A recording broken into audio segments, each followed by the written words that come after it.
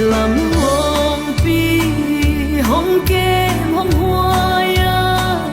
nếu thích ban hồng khăn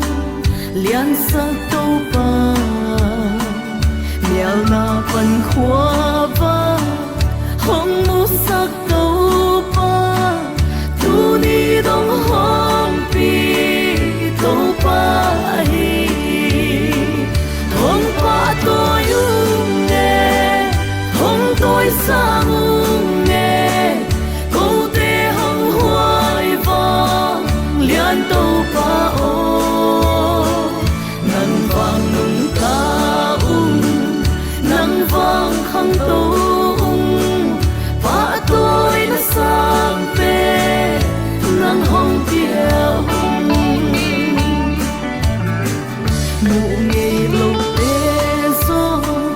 hồng mu sắc và thiên nay ngày lâu tê hồng nay sắc bất thiên tilu na siam na tê hồng quan hồng nay sa vang liên tung ba thiên nắng vang hiền hồng ba tôi nghe hồng tôi sang nghe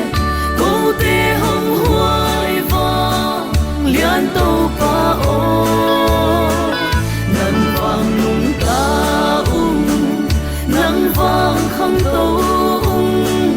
ba tôi đã sang về nắng hồng tiêu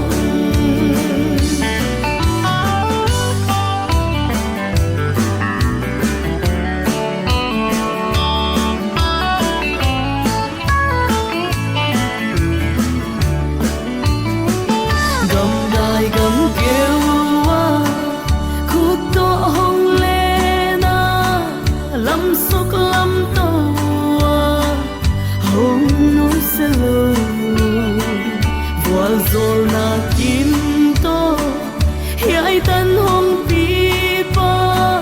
nông kép nông hoài na lia đến xa nghe hồng ba tôi nghe hồng tôi sang nghe câu tê hồng hoài vang liên tâu ba ô nắng vàng nung ta nắng vàng khăng tâu ba tôi đã sang về nắng hồng tiêu hồng ba tôi nghe hồng tôi sang